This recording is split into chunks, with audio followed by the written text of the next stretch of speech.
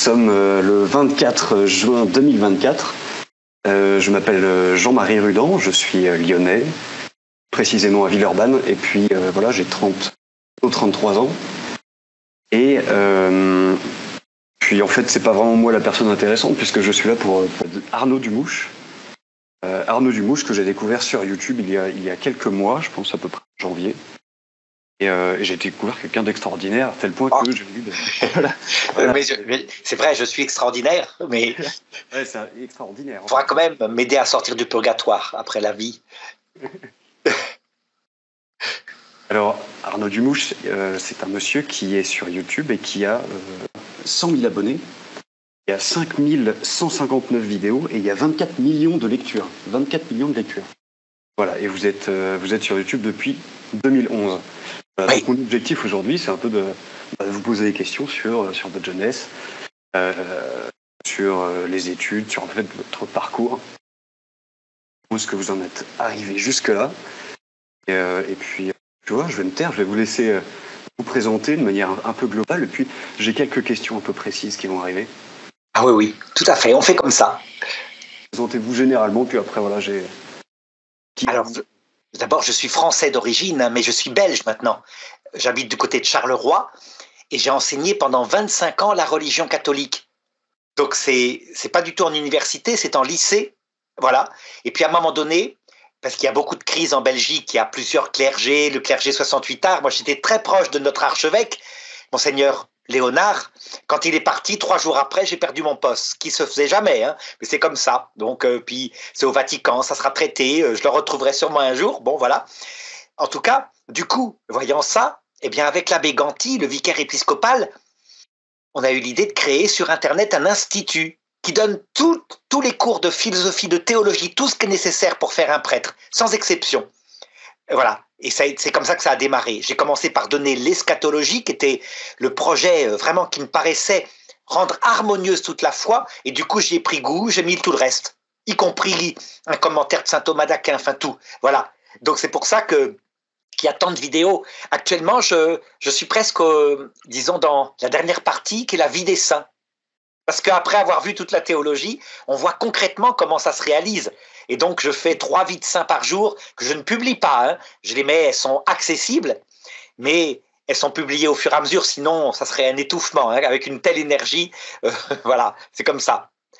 Donc, voilà un petit peu pour te dire. Et alors, c'est ça, donc en fait, pour résumer, c'est une chaîne YouTube avec plein de cours de théologie, de philosophie, et puis aussi plein de médecins.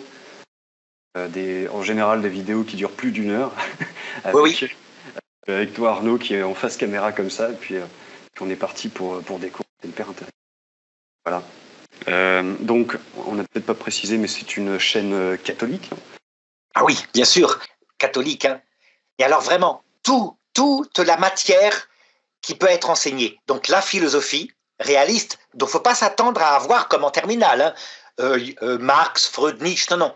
La connaissance de l'homme dans sa réalité totale, telle que l'Église l'a approfondie grâce au père de l'Église, etc., mais une connaissance rationnelle. Donc, le maître, c'est Aristote, mais Aristote modernisé avec tous les apports de la science moderne. Et puis, deuxième grande partie, toute la théologie. Donc, comment la révélation a révélé à l'homme pourquoi on est sur Terre, ce qui se passe après la mort, etc. Et alors, c'est structuré. Il n'y a pas que saint Thomas d'Aquin, non. Il y a sainte Thérèse d'Avila, par exemple, hein, le maître dans la théologie mystique, donc qui explique les épreuves qu'il y a dans la vie spirituelle, dans la prière, pour arriver petit à petit à la perfection absolue. Donc c'est quelque chose de fait très simplement, et donc avec des analogies à propos du mariage, puisque ça fonctionne à peu près de la même façon. Résultat, je crois que la chose qui n'est pas encore développée, c'est simplement le cours sur... l'histoire de l'Église, il n'est pas terminé. J'en suis rendu qu'au Moyen-Âge. Mais ça viendra. 5000 vidéos, hein, c'est énorme. Je ne sais pas si vous vous rendez compte. Enfin, si tu te rends compte, pardon, c'est dit tu. Mais... Oui, voilà. 5000 vidéos, c'est énorme. Donc, comment tu fais pour faire autant de contenu puis comment je me suis inspiré de, tu sais, ce chant scout. Un pied, puis l'autre. Ça veut dire qu'il faut commencer par mettre le pied droit, puis le pied gauche, et puis à force, tu finis par avancer. C'est comme ça qu'on marche. Et donc, on arrive au bout. on finit par y arriver. Donc voilà, il suffit de tenir. Hein. Donc quand j'ai perdu mon travail, ça a été formidable. On peut presque dire maintenant, c'est ce que me dit Monseigneur Léonard, et c'est vrai, ça vient du Saint-Esprit, c'est pas possible. Mais c'est vrai que si je devais enseigner à 200 élèves, pas forcément sages, même des élèves gentils, parce qu'ils ont été adorables, ils m'ont soutenu. J'ai vraiment une reconnaissance extraordinaire quand j'ai perdu mon travail, mais je pourrais pas faire autant. Voilà. Et donc, on peut dire que le travail, c'est ça. Ça consiste à continuer à le faire. Donc, voilà, jusqu'à ce que ce soit terminé. Ça viendra un jour au bout. Voilà. Après l'autre. Et donc, ouais, tu me disais que tu t'es fait plus ou moins virer de là où tu enseignais. Ah oui, ça a été toute une histoire. Eric, alors raconte-nous un peu cette histoire. Où est-ce que tu enseignais et pour quelles raisons tu t'es viré? Alors, j'enseignais depuis 20 ans dans la même école, hein, toujours fidèle, aucun problème, etc. Et à un moment donné, une spiritualité particulière qui est très développée en Belgique, mais qui date, disons, ce sont des prêtres qui avaient plus de 70 ans. C'est les prêtres de mai 68, si on peut dire. Hein. Voyant que je maintenais, comme le demandait le programme et comme le demandait notre archevêque, Monseigneur Léonard, une partie avec de la religion, alors qu'actuellement, il y avait souvent une réduction de cours de religion à quelque chose d'horizontal, une sorte d'humanisme, quoi. Donc j'ai tenu bon. Et les persécutions sont arrivées avec quelquefois 7 inspections. On ne peut pas imaginer hein, tout ce qui se passe dans ces cas-là. C'est-à-dire, c'est 7 inspections par an, quoi. Tu imagines, avec des listes de tout et l'inverse de tout. À un moment donné, il commence à se mêler de théologie. Donc sur ce que je dis, j'enseignais en cours. Là, évidemment, c'est facile, c'est objectivable. Donc je dépose les objections qu'on me posait au Vatican qui me donnent raison. Donc Joie, l'évêque de Tournai, me dit je demande aux inspecteurs de ne plus regarder que sa pédagogie. Là, que mes élèves adoraient, donc ça devait bien se passer. Mais ce que je ne pouvais pas deviner, c'était en fait une véritable persécution. Ça veut dire que ce sont des listes avec tout et l'inverse de tout. Donc, comme mes cours, j'en avais fait quelques-uns sur Internet, étaient magistraux. Sur Internet, forcément, il n'y a pas de public. Donc, premier rapport, les cours sont que magistraux. Puis quand l'inspecteur, toujours le même, se rend compte que les cours sont toujours interactifs, c'est comme ça que je suis. Alors les cours n'étaient que interactifs, etc., etc. On en arrivait à la fin à 400 reproches, on voyait bien que c'était un harcèlement. Donc l'archevêque, Monseigneur Léonard de Bruxelles, hein, se réveille et demande et exige une contre-inspection par l'abbé Henri Ganty, le vicaire épiscopal du diocèse de Namur. Alors ils ont tout fait pour empêcher, retarder. Ils ont attendu que Monseigneur Léonard arrive à l'heure de sa retraite. Et dès qu'il est parti en retraite, 3 jours plus tard, je perdais mon visa, j'étais viré. Voilà. Et alors j'ai déposé évidemment une plainte pénale pour qu'il y ait une enquête. Et la plainte pénale a été déposée au Vatican pour qu'ils aient le fruit de l'enquête. On verra bien ce que ça donne. Ça fait 7 ans. Ça met en général 10 ans. Le Vatican répond toujours. Hein. Quelquefois on gagne, mais on est vieux.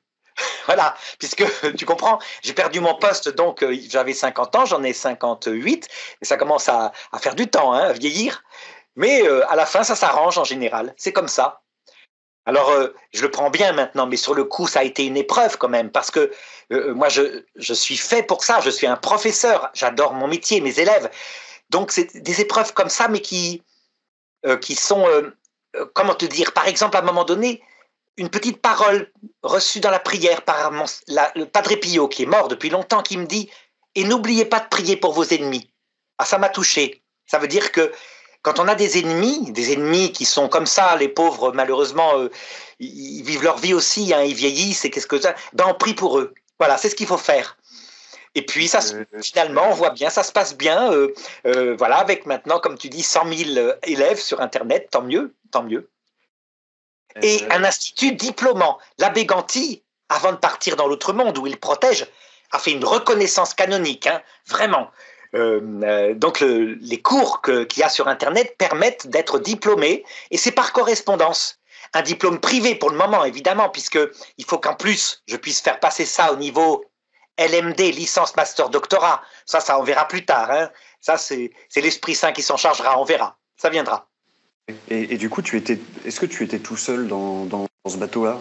Est-ce que tu es une exception, ou alors c'était plutôt...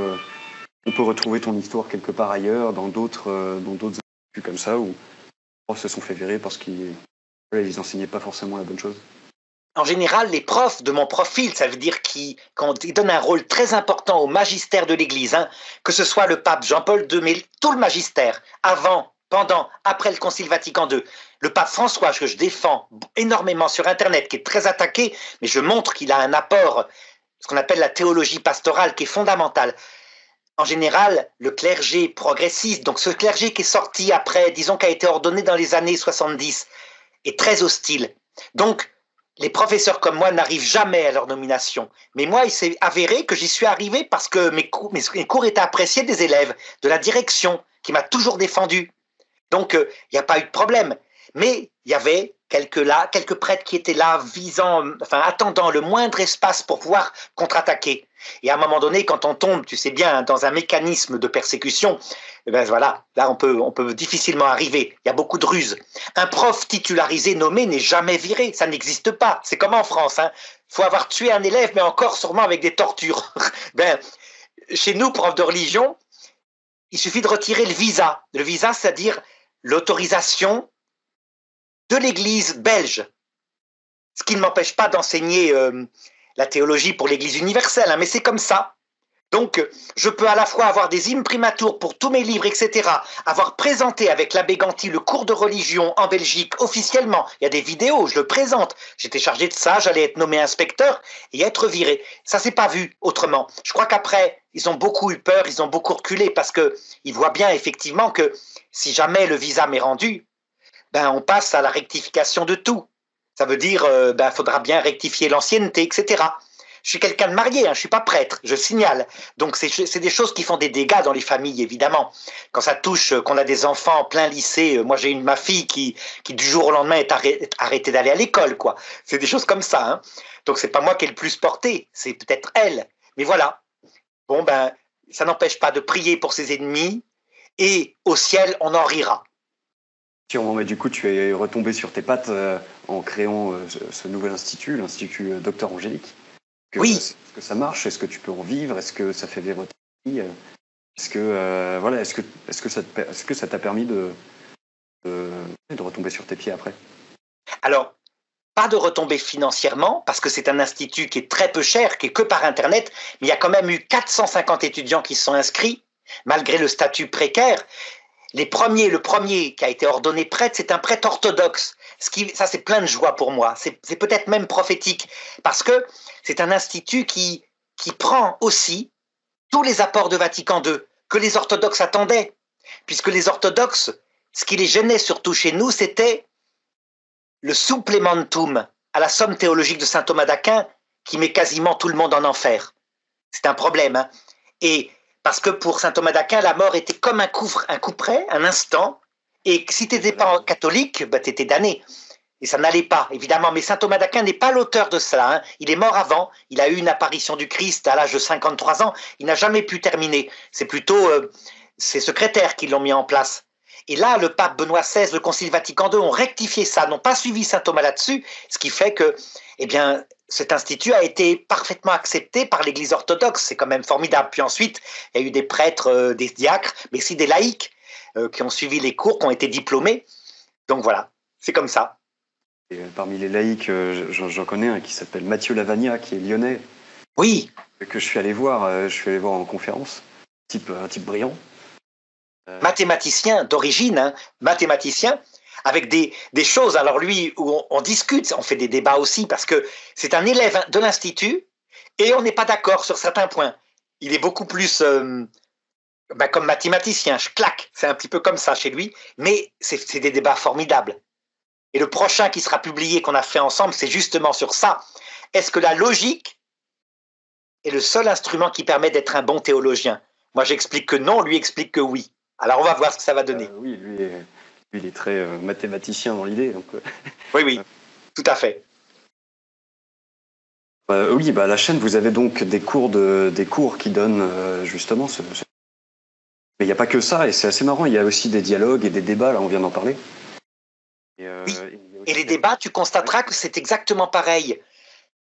Les personnes qui débattent sont curieusement ce sont les intégristes, quelquefois les cédévacantistes, les personnes les plus traditionnalistes. c'est là où on trouve, curieusement, c'est incroyable, le plus de tolérance, même quand on n'est pas d'accord. Et c'est des vacantistes, hein, c'est ceux qui disent qu'il n'y a plus de pape depuis Vatican II.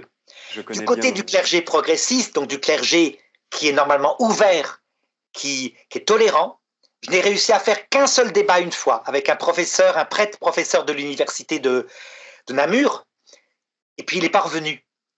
Donc on a vraiment, comme on a dans l'Église d'Occident, le même mécanisme que on constate d'ailleurs en politique en France actuellement avec ce qui se passe, mais c'est pareil.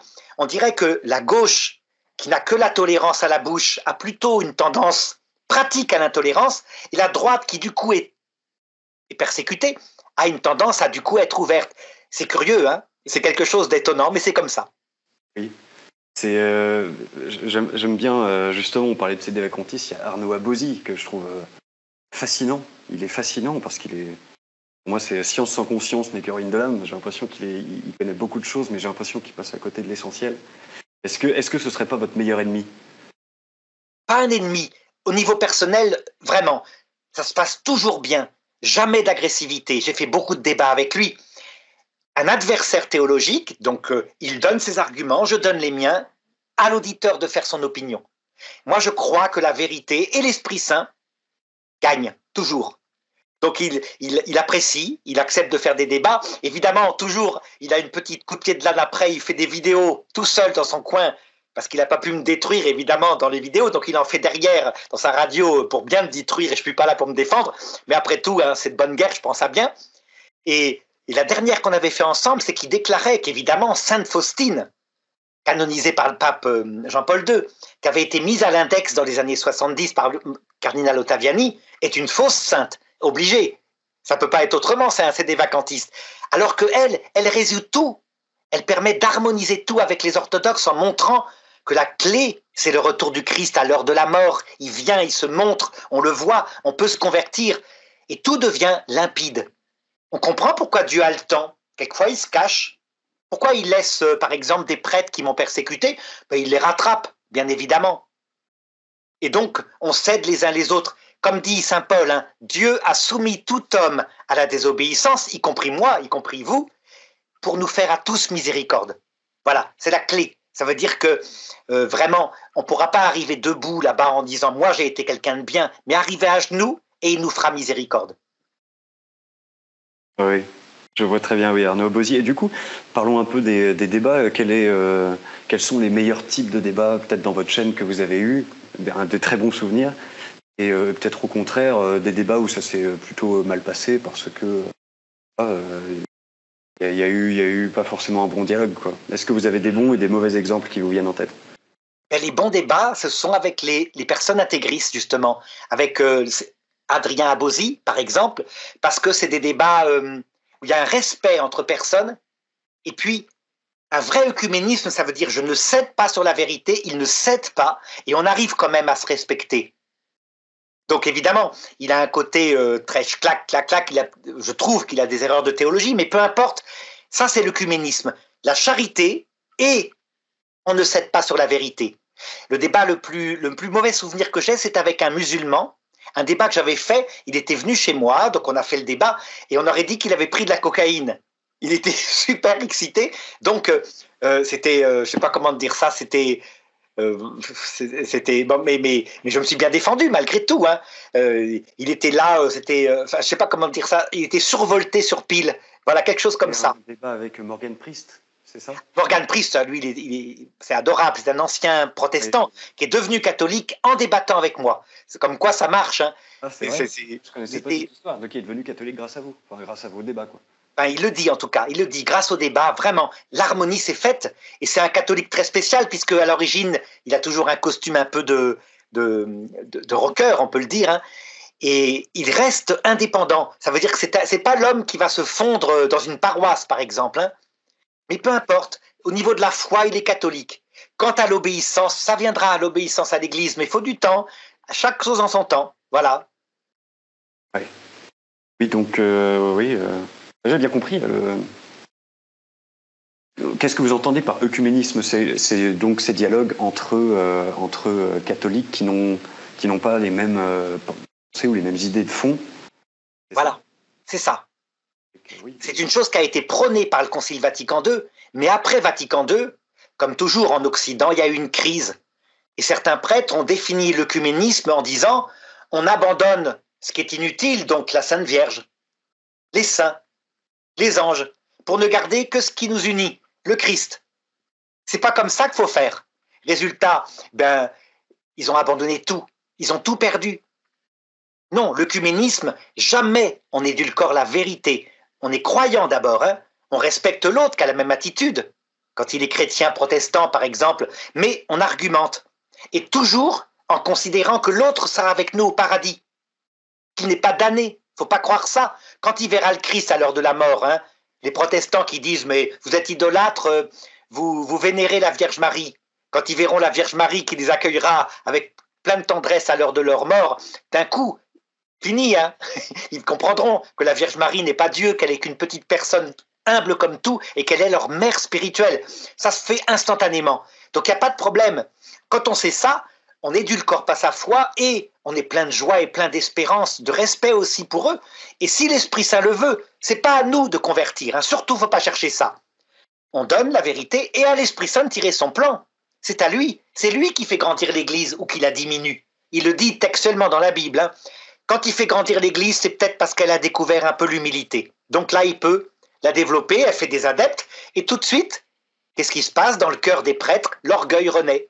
Alors, il la baisse. Et quand l'humilité est revenue, il la refait grandir. C'est l'Esprit Saint. Oui, vous parliez de voir le Christ à l'heure de la mort. Moi, ça me fait penser aux MDE, les EMI, les expériences de mort imminente. J'ai remarqué que vous étiez plutôt spécialiste aussi, quelque part. C'est un sujet où je me suis pas mal renseigné. J'avais peut-être une question un peu spécifique sur ce sujet. C'est en fait si on considère qu'il voit cette grande lumière qui est du coup le Christ, est-ce que, pourquoi on ne trouve pas plus de conversion au catholicisme à leur retour, puisqu'ils auraient vu le Christ face à face, chose incroyable. Pourquoi à leur retour sur Terre, il n'y a pas un côté missionnaire beaucoup plus puissant? Voilà.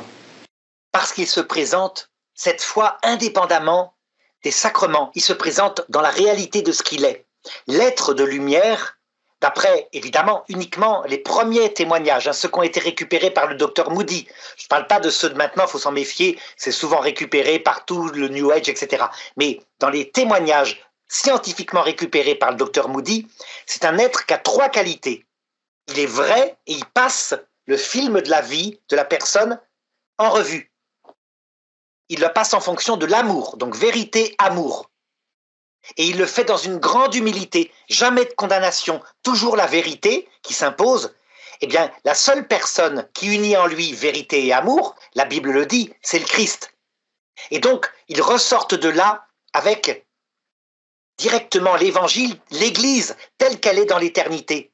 Sur terre, l'Église, elle fait comme elle peut, puisqu'elle passe par les sacrements, par des signes adaptés, qui disparaîtront. Dans l'autre monde, il n'y aura plus de sacrements, il n'y aura pas d'écriture, il n'y aura pas de pape ni d'évêque, puisque tout ce qui est passager disparaîtra au profit de ce qui dure pour l'éternité. Donc voir le Christ dans son humanité sainte, là, c'est quelque chose qui en fait les rapproche d'une seule chose, le christianisme dans son essence profonde. Quand on croit qu'il ne faut vivre sur terre qu'en attendant le retour du Christ, qui va revenir nous chercher à l'heure de la mort, qu'on est jugé sur l'amour et sur la vérité de son comportement, ça s'appelle être chrétien. Mais, de fait, ils ne se rendent pas toujours compte que c'est ça être chrétien. Je te l'ai dit, parce que sans doute l'Église aussi connaît une crise actuellement. Et puis, quand il le veut, d'un coup, ils comprennent qu'en réalité, ils ont vu le seul qui s'appelle Jésus-Christ. Personne d'autre n'est comme cela. Oui.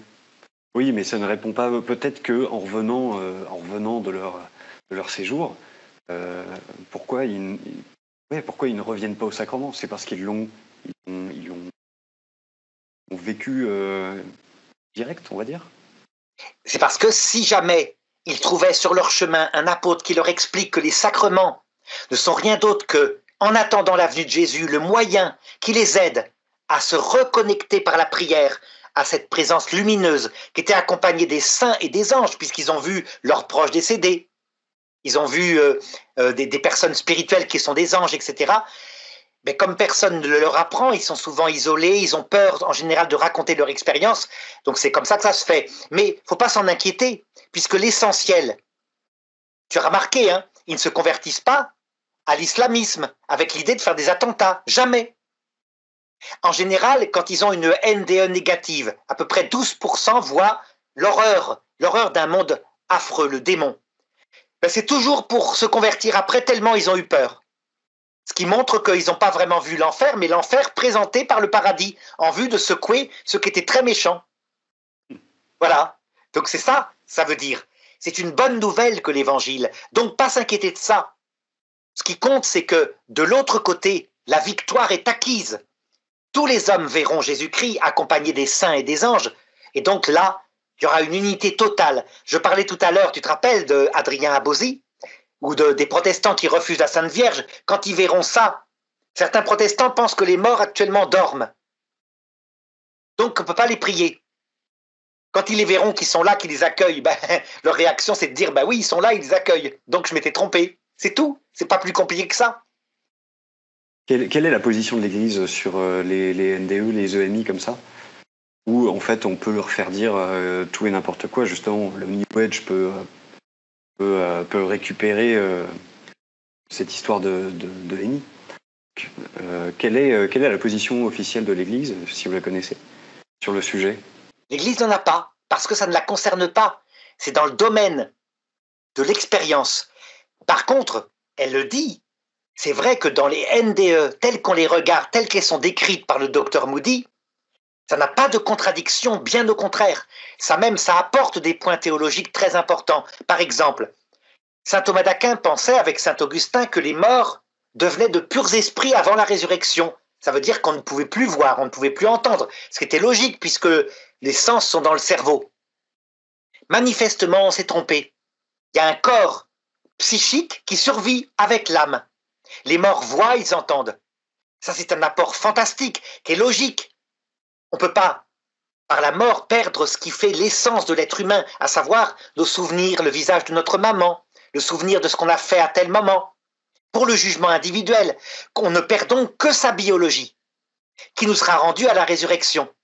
Donc c'est un apport essentiel qui rend cohérent tout ce que la théologie n'avait du mal à comprendre, parce que saint Thomas d'Aquin et saint Augustin disaient il ne subsiste que la partie spirituelle, donc nos intentions profondes. Oui, mais comment être jugé si on a oublié tout, les circonstances sensibles qui font l'être humain?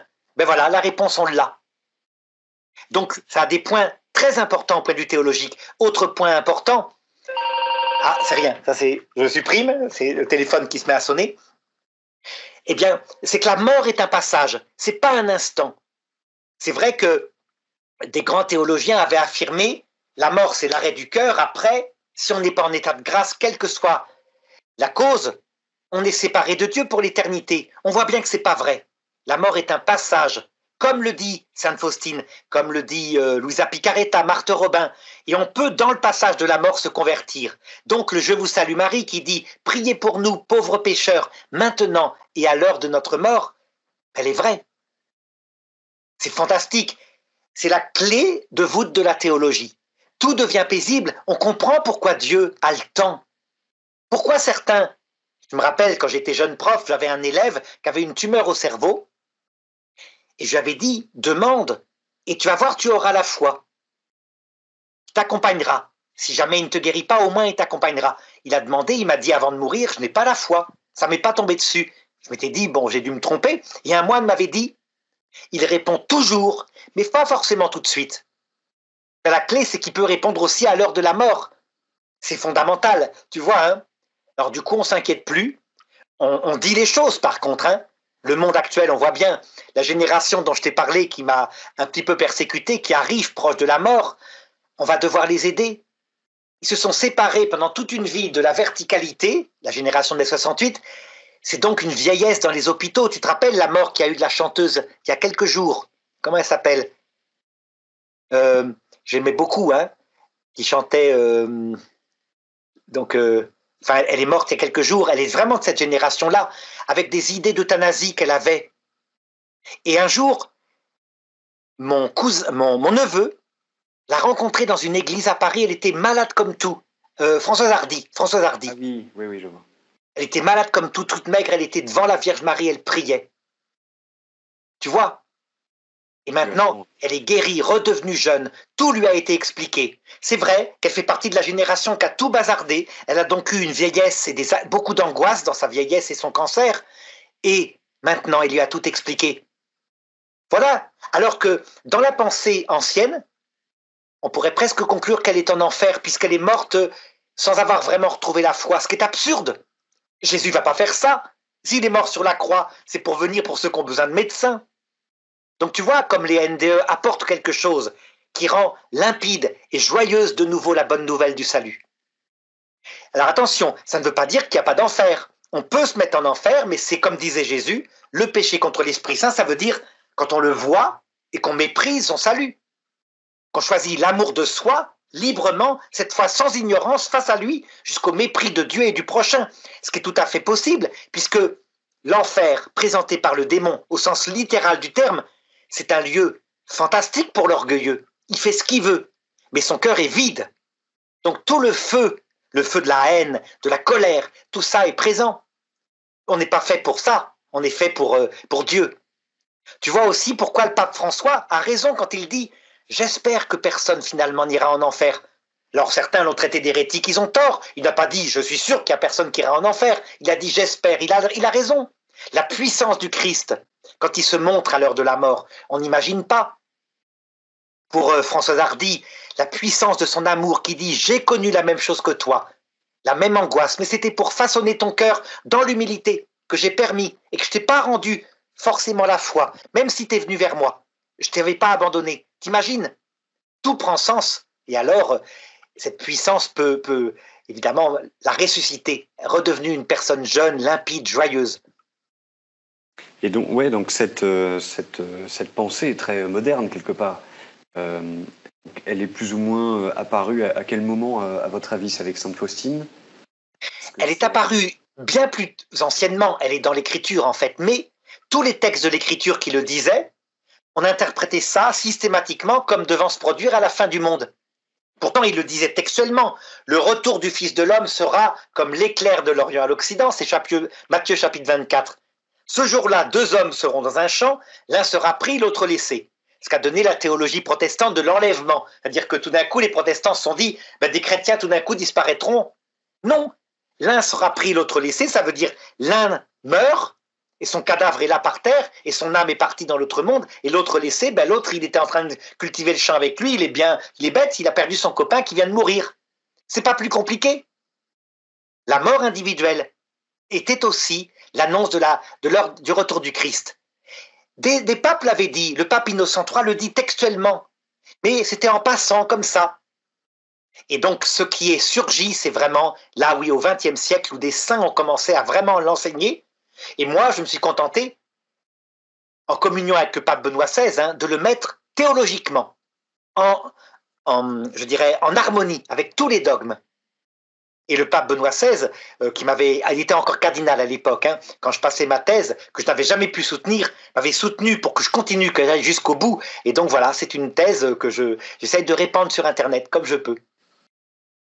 Donc il y a Benoît XVI qui approuve, on va dire, ce genre d'idée, alors qu'il était plutôt tradit comme pape. Ah oui, il approuve, il y croyait tout à fait. Regarde dans son encyclique Spe Salvi, l'espérance du salut, au numéro 47, il le présente exactement comme ça. Il le dit, certains théologiens actuels sont de l'avis que la venue du Christ, là, qui se présente, est un bouleversement de l'âme. La rencontre avec le Christ qu'on voit de ses yeux nous révèle toute notre saleté, mais en même temps sa miséricorde. Et les gens y trouvent le salut. Donc c'est exactement ce que soutient Sainte Faustine, etc. C'est ça, c'est la clé. Il n'en fait pas un dogme, il était très humble, pape Benoît XVI. Mais un jour ou l'autre, à mon avis, ça deviendra un dogme, puisque ça rend la foi parfaitement harmonieuse. Oui, il y en a certains qui l'entendent comme tel, comme un dogme. D'ailleurs, on peut parler de la différence entre le magistère peut-être ordinaire et peut-être le... Aidez-moi un peu, il y a une différence oui. de magistère pour certaines choses qui sont considérées du coup comme des dogmes, et puis d'autres que vous considérez comme pastoral, qu'on peut considérer comme... Alors là c'est pas du tout un dogme parce qu'il le présente vraiment en disant certains théologiens disent que. Donc, il nous laisse la liberté. Il faut que ça soit débattu dans l'Église, mais on voit bien, hein, les quelques personnes qui défendent encore la pensée de saint Thomas d'Aquin avec le couperet et la damnation de presque tout le monde sont de plus en plus rares. Hein. La chose, c'est en train de s'imposer. Mais tu vois, pas n'importe comment, en étant fidèle, comme le demandait Benoît XVI, à tout la dogmatique, depuis le début de l'Église. Tu vois, c'est ça. Il faut rejeter rien, aucun dogme. Actuellement, il y a une partie de l'Église qui résiste encore, qui dit « Mais en fait, pour un païen de bonne volonté, eh bien, le fait qu'il, sans connaître le Christ, qu'il l'aime quand même, sans savoir que c'était lui qui l'aimait, est charité. » Mais le problème, c'est que cette explication-là ne va pas, puisque Jésus avait bien dit à Nicodème, qui était un homme comme ça, très humble, il lui avait dit « Si tu ne renais pas d'en haut, de l'esprit et du feu, tu n'entreras pas dans le royaume des cieux. » Donc il faut bien une foi et une connaissance explicite de Jésus-Christ pour aller au paradis. Mais par contre, ce qu'on peut dire, c'est que les hommes de bonne volonté, qui agissent bien, des mamans athées qui élèvent leurs enfants avec beaucoup d'efforts, elles sont préparées, et dès qu'elles verront le Christ, instantanément, elles le reconnaîtront, elles lui adhéreront, elles seront pleines de joie. Donc voilà, les choses, tu vois, sont peut-être très nuancées, une fine nuance, mais c'est très important parce que là, on arrive à une harmonie totale avec toute l'histoire de l'Église.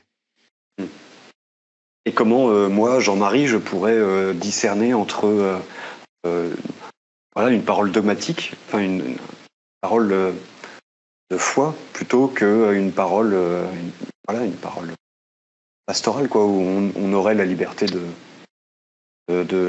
voilà, on aurait notre liberté de penser ce qu'on veut, voilà, sur cette histoire de théologiens. Les théologiens disent que on peut leur faire confiance, bah, je suis libre de dire bah non, moi je m'en fiche. Donc en fait, moi, comment je fais la différence entre je dirais que puis l'acte, on va dire l'acte de foi, quoi. Techniquement, l'Église le dit, pour qu'un dogme soit infaillible, donc engage vraiment l'Esprit Saint, il n'y a pas d'erreur possible, il faut qu'un pape ait prononcé avec un ton un peu solennel, ou alors en enseignant dans une encyclique, mais qu'il ait enseigné quelque chose qui concerne la doctrine du salut. Hein. Ça ne concerne que la doctrine universelle, par exemple, que Marie est immaculée, que la Trinité y sont trois, ou la doctrine morale, par exemple, que pour être sauvé, il faut la grâce, qu'il faut vivre de la charité, qu'il faut avoir la charité avant l'entrée dans l'autre monde, etc. D'accord ? Ça veut dire que, concrètement, au cours de l'histoire de l'Église, même une fois où il y a eu 3 papes, donc 2 antipapes, tout ce qu'ils disaient était dans la vérité. Il n'y a jamais eu d'hérétiques qui sont sortis du Vatican. C'est incroyable. Les successeurs de Pierre, même dans leurs bêtises, qui semblent dire comme ça en l'air, quand c'était un document public, il n'y avait pas d'hérésie. Il y a eu un jour un pape qui a voulu sortir une hérésie, c'est le pape Jean XXII. Il voulait écrire une encyclique qui disait qu'en réalité, on n'entrait dans la vision de Dieu qu'à la fin du monde. Quick infarctus. AVC, mort. Et c'est le pape suivant, le pape Benoît XII, qui a produit le dogme en disant « Au nom de mon autorité apostolique, je proclame que, dès maintenant, dès que le purgatoire est fait, les âmes entrent dans le paradis et dans la vision béatifique. » Tu vois, ça veut dire concrètement, par exemple, quand le pape François émet un document qui a mis en colère beaucoup de théologiens scolastiques, avec un imam de la grande mosquée d'Égypte en disant « C'est une sage volonté de Dieu qu'il y ait plusieurs religions sur la terre. » Certains ont dit « Comment ça ? C'est aberrant, puisque les musulmans iront en enfer. » S'ils meurent musulmans. Ça, ce sont les thomistes, donc ce qu'on appelle les scolastiques. Alors que, tu comprends, en réalité, on voit bien qu'il a parfaitement raison. C'est une sage volonté de Dieu, parce que s'il avait voulu, tout le monde serait catholique actuellement. Et les prêtres tueraient ceux qui pensent autrement, comme ils l'ont fait à chaque fois, parce que nous portons en nous l'orgueil. Pas seulement les prêtres, hein, les laïcs, et puis les musulmans, tout le monde. Résultat, la vérité qu'il pourrait imposer, il ne l'impose pas pour le moment, alors qu'il pourrait le faire en apparaissant tout de suite. Il apparaît aux musulmans, instantanément, il prouve qu'il est Dieu. Il ne le fait pas tout de suite, parce que c'est une première étape qu'est la vie terrestre, où nous apprenons l'humilité. Résultat, il divise le monde en plusieurs religions avec sagesse, comme il a divisé l'humanité après le déluge en vue de l'humilité. Mais si le pape avait dit « ce sera une sage volonté de Dieu dans l'éternité qu'il y ait plusieurs religions », il aurait été hérétique. Non, à l'heure de la mort, quand le Christ paraît à tout le monde, là, il n'y a plus qu'une seule religion. Et ceux qui refusent le Christ, c'est leur liberté. Mais à ce moment-là, c'est comme si tu refusais que je suis devant toi. C'est le refus de croire malgré l'évidence. Ceux-là, ils vont dans la liberté de l'enfer, liberté orgueilleuse et solitaire. C'est leur choix, c'est autre chose. Donc, le pape, il semble sortir une bêtise. Non, il sort une des vérités qui sont sorties du pape François, qui sont fondamentales. La pastorale de Dieu, qui gère son Église, comme je te l'avais dit tout à l'heure, qui peut l'abaisser ou la faire monter, selon qu'elle est humble ou selon qu'elle est orgueilleuse. Tout est dans sa main, en vue de notre salut.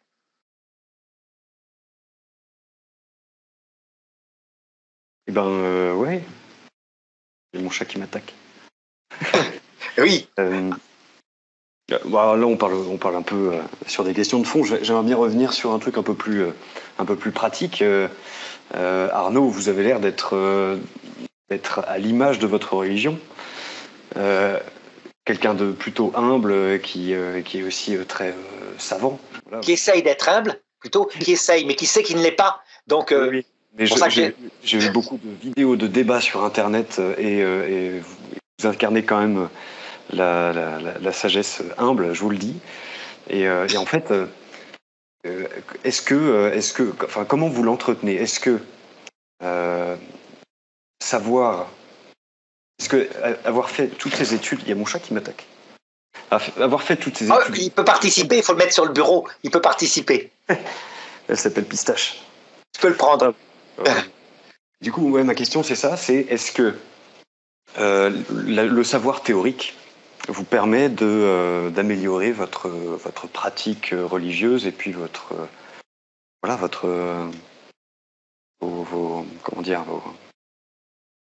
attitude en fait. Est-ce qu'elle elle est le résultat de votre connaissance théorique sur tous les sujets que vous connaissez?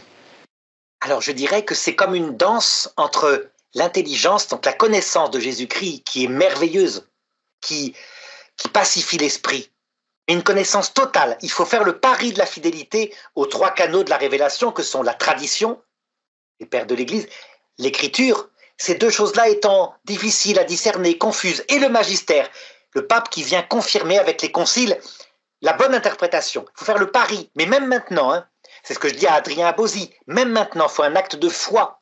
Ils ont du mal avec le pape François, ils ont tort.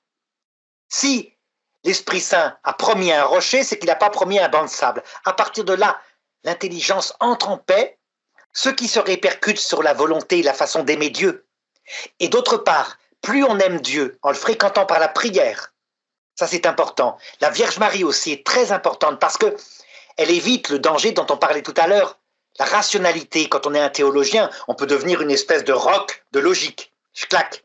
La Sainte Vierge vient adoucir les aspérités parce qu'elle est une maman. Alors l'amour permet de mieux comprendre. Et réciproquement, dès qu'on comprend mieux, du coup on aime plus et la danse se fait comme ça. Donc je crois qu'actuellement c'est comme ça qu'il faut faire. Oui, ça s'entend bien. Donc, et vous pensez qu'on peut... est-ce qu'on peut être hyper humble sans la religion catholique? Est-ce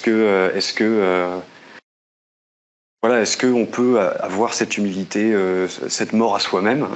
Est-ce qu'on peut l'avoir sans l'Église catholique, selon vous? Bien sûr, bien sûr. Et d'ailleurs, regarde, si tu regardes les personnes, par exemple, de la génération dont on parlait tout à l'heure, de mai 68, qui arrivent à 80 ans, qui, il y a 60 ans, donc l'espace d'un instant, dansaient à Woodstock. Et maintenant, ayant bazardé le sens de la vie, se retrouve avec en plus l'inquiétude d'un monde en Occident qui est envahi par une religion qui peut lui faire la guerre. Cette inquiétude-là, d'accord, eh bien, ils apprennent par leur souffrance la kénose. Ils l'apprennent. Je veux dire par là, c'est une voie qui n'est pas bien, qui ne plaît pas à Dieu. Je préfère la voie quand on sait pourquoi Dieu nous mène par la vie terrestre un certain temps, mais c'est une voie qui marche quand même. C'est ce qu'on appelle la voie du mauvais larron ou du bon larron. Le mauvais larron, c'est ceux qui disent « j'ai raison, le pape est une ordure » et qui étaient menteurs comme tout. Il les laisse dans le silence. Comme il a fait au mauvais larron à la croix, il l'a laissé, il ne lui a pas répondu quand il l'insultait, mais l'homme a appris, parce qu'il n'y a rien à faire. Il était crucifié et il a fini par mourir. Et puis il y a la voix du bon larron, pour les personnes droites, les personnes humbles, qui cherchent la vérité mais qui ne l'ont pas trouvée, en pensant que l'Église c'était que de la pédophilie, alors que c'est pas vrai, c'est médiatique. Il y avait un nombre de prêtres, comme dans toutes les sociétés où il y a des hommes qui s'occupent d'enfants, qui étaient pédophiles. Mais l'Église a été comme le bouc émissaire de tout le mal actuel. D'accord? Eh bien, ces personnes de bonne volonté, sincères, elles sont comme le bon larron crucifié à droite de Jésus. Et on le voit chez certains artistes, quand ils perdent un ami, ils vont là-bas et ils disent « J'espère que là où tu es heureux ». Ils croient qu'il y a quelque chose quand même, c'est plus fort qu'eux. Et ils ne seront pas déçus. Mais quand même, ils ne savent pas. Donc c'est la voix de Françoise Hardy, je pense. Elle ne savait pas, en espérant que la grâce lui est retombée dessus, qu'elle lui a été rendue, parce qu'elle priait quand même devant cet autel de la Sainte Vierge, d'accord?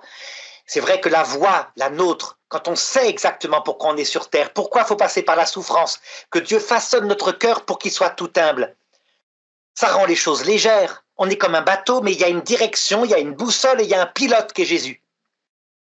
C'est la même croix, on va mourir comme les autres, mais c'est pas pareil du tout. Donc Jésus le disait, chargez-vous de ma croix.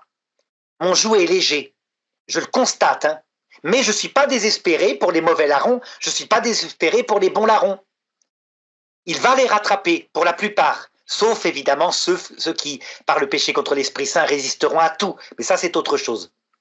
Oui, donc c'est faisable, mais c'est difficile. Enfin, C'est difficile comme chemin. Mais j'ai connu, par exemple, une personne qui était... Quand on est passé par la dépression, les angoisses, quelquefois, les personnes athées vont plus vite que nous, qui avons une joie intérieure, donc qui connaissons moins la dépression. Je me rappelle par exemple d'une jeune fille dont je m'occupe sur Internet qui a de l'anorexie mentale et des angoisses insurmontables. Mais c'est un ange. Je me dis ça. Et alors évidemment, forcément, elle a trouvé la foi, donc là tout s'arrange. Mais elle est passée par là. Tu comprends? Donc c'est un temps gagné énorme de son cheminement. Elle a fait son purgatoire sur terre, quoi. Mais c'est une voie, quand on est athée, qui est difficile. Voilà. Je pense que Jésus ne l'aime pas, le chemin de la croix du mauvais larron, ni la croix du bon larron. Il préfère la croix, la sienne, la croix de Jésus-Christ. Parce qu'on est fait pour savoir ce qu'il nous veut. Est-ce qu'il y a un rapport avec la nuit de l'esprit oui. que vous ramenez sur la table de temps en temps, où en fait c'est un instant où on perd quasiment tout espoir, souvent à la fin de la vie, même ça peut arriver tout le temps, mais voilà, des instants où on perd tout espoir. Est-ce que c'est une pastorale individuelle quasiment automatique ou Oui, en ce monde ou dans l'autre. Oui. Ça veut dire que il faut avoir touché sa misère, c'est ce que Jésus nous a enseigné à la croix, lui-même, Dieu, incroyable. Malgré qu'il soit Dieu fait homme dans son humanité, l'Épître aux Hébreux dit, il a connu, il a appris, et il a crié. Et il ne décrit pas un Jésus-Christ hiératique comme ça qui semble dans... non, un Jésus-Christ qui pleure, qui crie vers le ciel. C'est l'Épître aux Hébreux, chapitre 5, c'est incroyable, c'est un texte très dur. Il a appris de ce qu'il a souffert l'obéissance. Pourquoi? Parce que lui-même, Jésus, avant, il enseignait l'humilité. Et après, il avait connu toutes les trahisons possibles, la brisure du cœur. Quand on le voit à l'heure de la mort, du coup, on voit qu'il est comme nous. Résultat, on voit bien les personnes qui n'ont pas souffert. Je pensais à des théologiens qui sont uniquement dans la spéculation. Je faisais un débat un jour avec un théologien qui me disait « Mais non, il y a marqué par saint Paul, vous n'êtes pas tentés au-delà de vos forces. » Je peux te trouver la référence si tu veux, mais c'est incroyable. C'est un texte de saint Paul qui dit ça. Sachez-le, Dieu est juste. L'épreuve ne vous est pas arrivée envoyée par Dieu au-delà de vos forces. Mais avec l'épreuve, il vous donne la possibilité de la vaincre.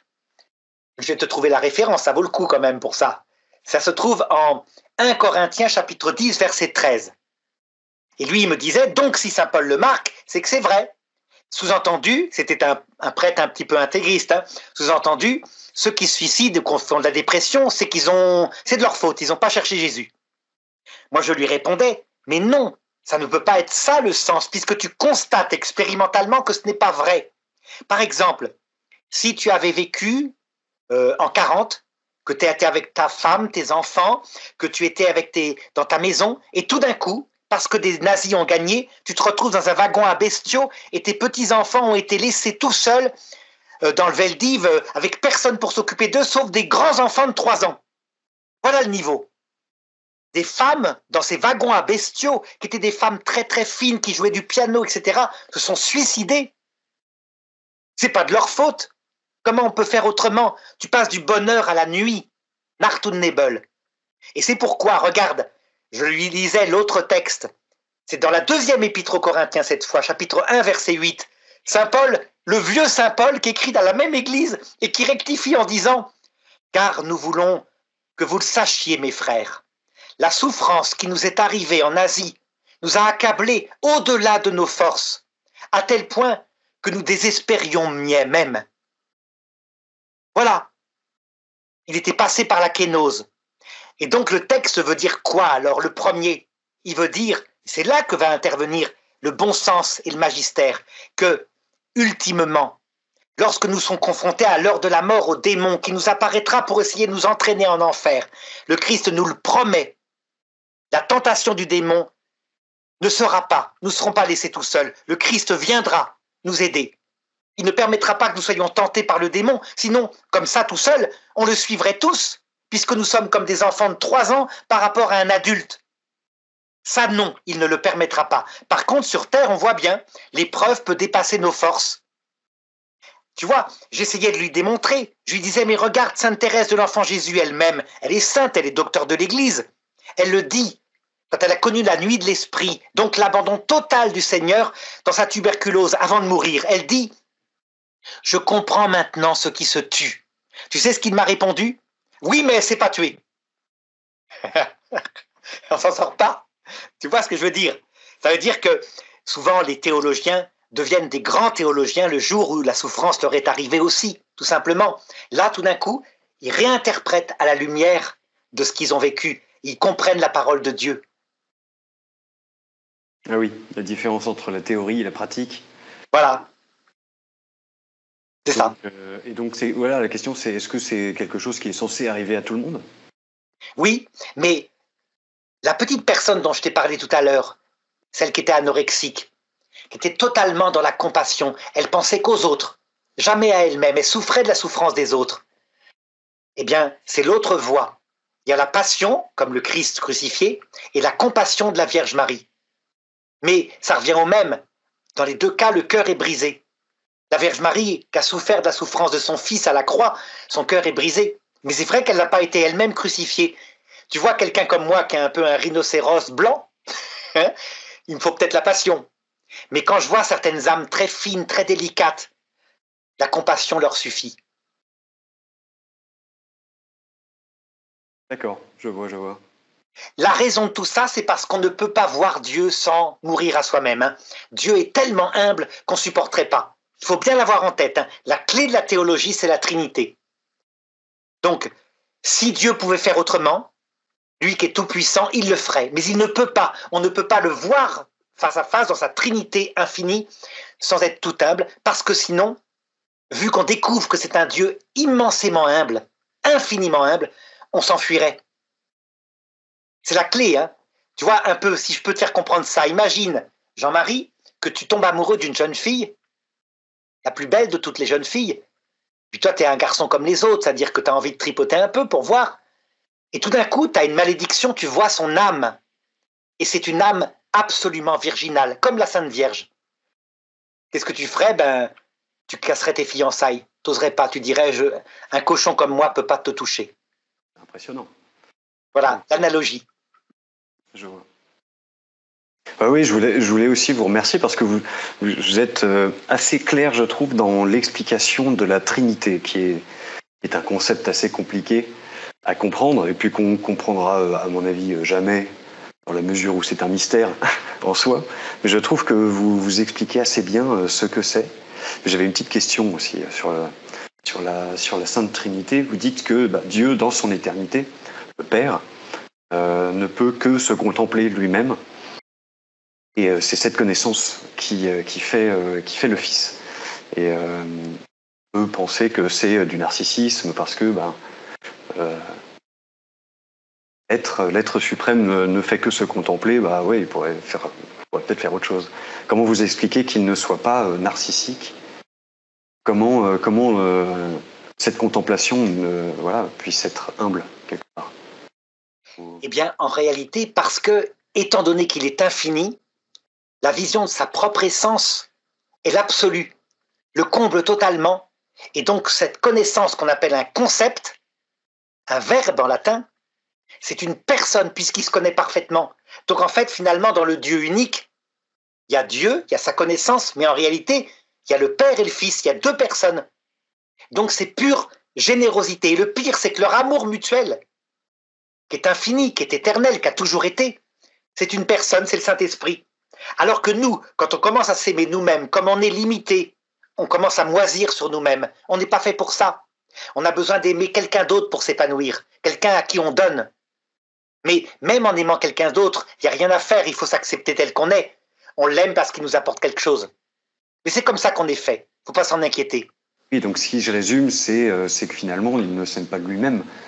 Il ne s'aime pas lui-même, finalement, il s'aime que par son verbe, quoi. Donc quelque part, c'est pas lui-même, c'est sa connaissance. Oui, mais son verbe, c'est lui-même. Et donc c'est les deux à la fois. Son verbe est un seul Dieu, il n'y a pas deux personnages en Dieu, il y a un seul Dieu, puisque son verbe n'est rien d'autre que sa connaissance, et son Saint-Esprit, c'est leur amour.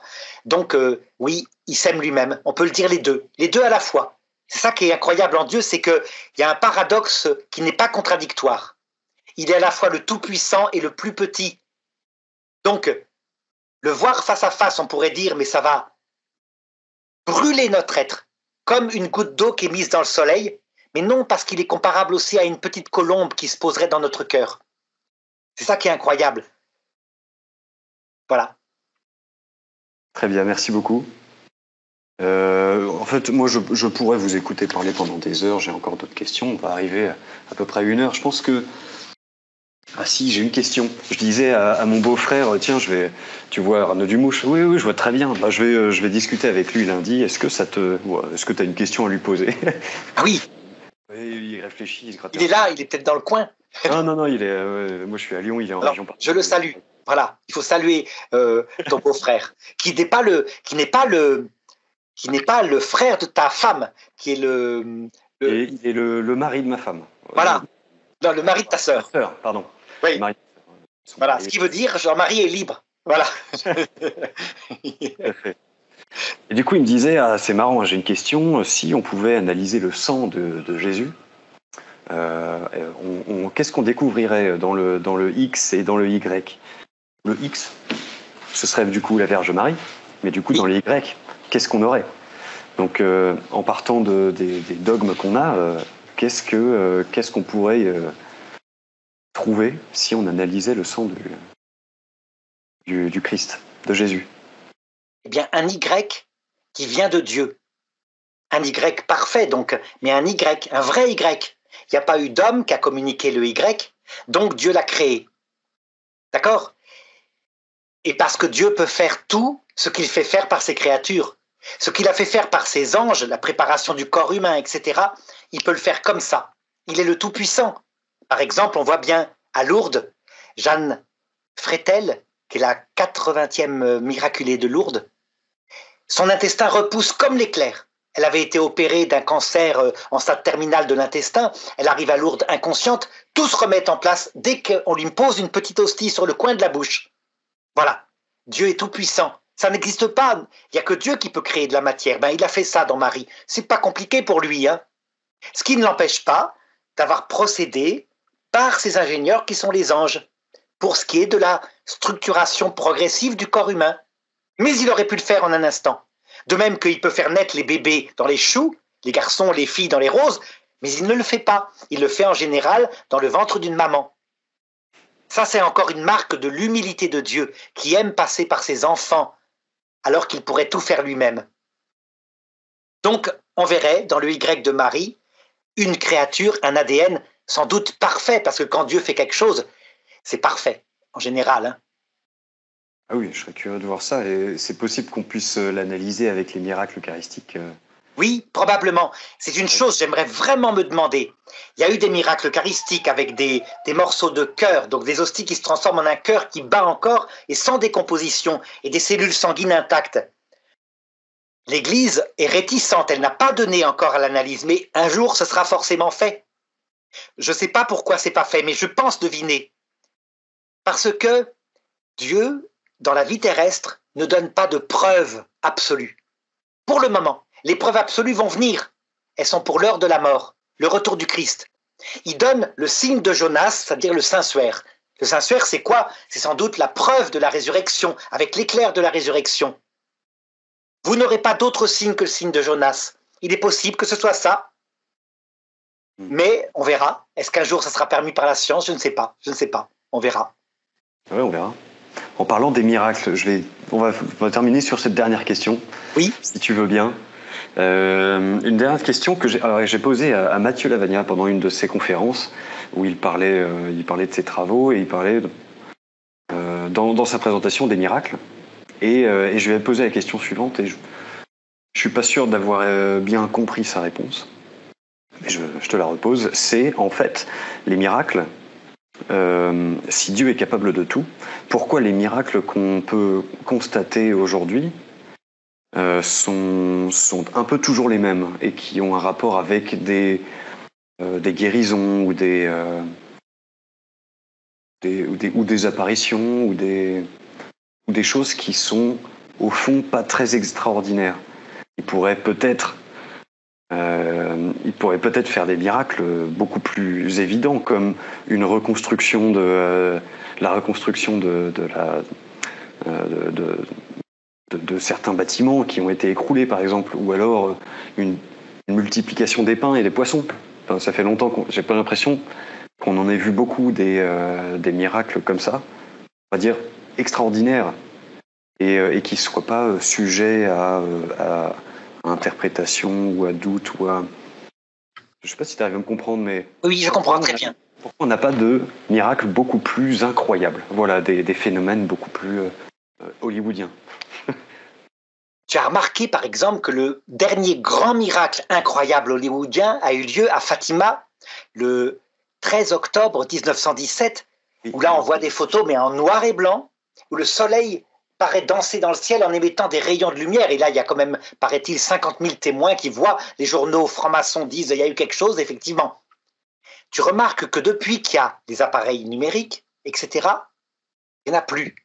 Et je crois que pour comprendre, il faut que tu saisisses pourquoi on est sur Terre. Tout ça se place dans la logique et la cohérence de ce que Dieu est en train de faire. Il ne nous a pas mis sur Terre pour faire que nous soyons forcément tout de suite croyants. Il nous met sur terre pour nous apprendre l'humilité. Tu te rappelles la clé que je te viens de te dire avec la Trinité? Voir Dieu implique l'apprentissage de l'humilité. Donc, il le peut, des miracles en quantité, et comme tu dis, il y en a. Par exemple, je racontais l'autre jour une vie de saint, 19e siècle, une petite religieuse vient de créer un couvent dans l'orthodoxie, donc du côté de Moscou. Elle n'a plus qu'un grain de blé. Elle le pose dans le grenier, les sœurs se mettent à prier, elle retourne dans le grenier est plein de blé. C'est authentifié par l'Église orthodoxe qui a canonisé cette personne-là. Donc il y en a, mais tu as remarqué? Tu n'étais pas là, tu ne peux pas le vérifier. Ça veut dire qu'il ne les donne pas exprès, volontairement, parce que nous sommes dans la première marche de l'échelle de Jacob qui nous mène au paradis. Et la première marche, techniquement, consiste à dire « je les laisse vivre de leur liberté tout en leur donnant, pour ceux qui veulent bien croire, de quoi ne pas être angoissé. Donc, toute la révélation est donnée par Jésus. Heureux celui qui croit sans avoir vu. Et ils assument. Par exemple, la génération des 68, je te disais tout à l'heure, elle envoie balader toute la religion dans les années 68, 70, 80. Ils laissent faire. Et maintenant, elle récolte les fruits de l'orgueil qu'ils ont développé. Mais la génération 1918 était pareille. La génération 1918 rappelle la Chambre bleue horizon. Nous créons une France autonome et forte et nous écrasons l'Allemagne à jamais avec une dette de 1000 milliards de pièces d'or. Elle a appris. C'était tout aussi orgueilleux en se prenant dans le groin la guerre 39 et mai 68, 50 ans plus tard. La génération actuelle est en train de se prendre, épreuve par épreuve, les conséquences immanentes de son orgueil et d'apprendre. Donc il y a eu le sida. Jouir sans entrave, c'est difficile quand il y a le sida.